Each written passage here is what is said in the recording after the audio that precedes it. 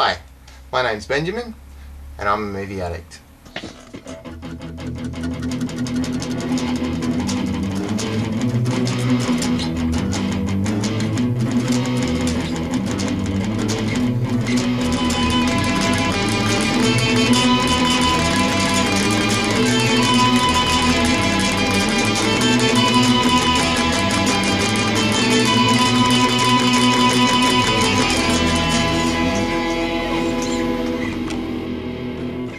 If we go back, way back into Sam Raimi's past, we see he directed Spider-Man flying through the New York skies, he directed Xena and Hercules doing their jokey stuff.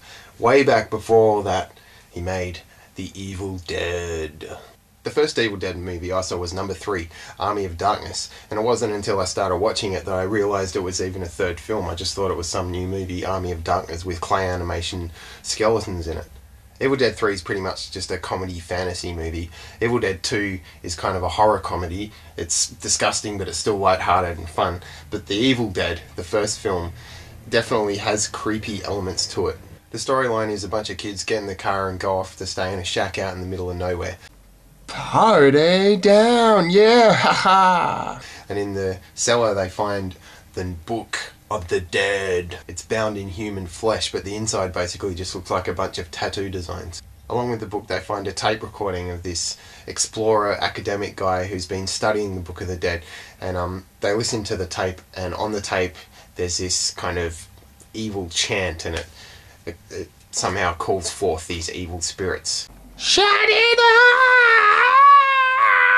It seems to me that Raimi probably doesn't even like horror films, but he definitely gets to show his directorial flair in this film. There's lots of interesting camera shots and kind of weird point of view things from behind clocks and this kind of thing, and it makes for interesting viewing. Because it's so old and cheap, there's also some really terrible mistakes as well. Like one point Bruce Campbell's looking right at the camera. At another point you can totally see the square around the moon because it's just stock footage added into the shot. And early on when they first cross the bridge there's just some guy standing to the right of the screen. Who the hell is that guy? One scene that I find both disturbing and hilarious is the tree rape scene. A girl leaves the house because she can feel there's a presence, there's something out there, and she is raped by a tree. Yeah, a bunch of twigs grab her arms and legs and rip off her clothes and rape her. I think this was one of the first kind of extreme films that I ever saw, and I really dug it. The tree rape victim is the first person to be overtaken by this evil force and turn into basically a zombie. She looks kind of silly, but then later on with the use of sound and that kind of thing, it's also kind of creepy. Join us! They trap her in the basement and then another person becomes a zombie and another one until everyone except for our hero Bruce Campbell has been taken over by zombies. Shut up!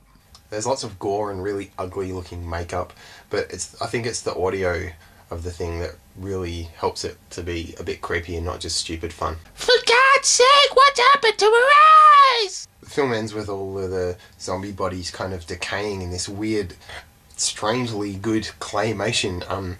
It seems really out of place because of the rest of the film seems so cheap and not necessarily time consuming, but this clay animation stuff probably took forever, but it looks really great. I really dug the Spider-Man films, even the awful third one I enjoy in part, but I think that Sam Raimi should really just stay away from horror now.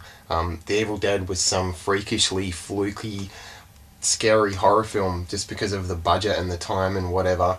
Also there's lots of Bruce Campbell, which is cool, but you know, Evil Dead 2 and 3 and pretty much everything he's done since is not scary. Drag Me to Hell is an excellent example of why Sam Raimi should stop making horror films. Love your work, man, but just stay away from the horror. I think it was a one-off deal.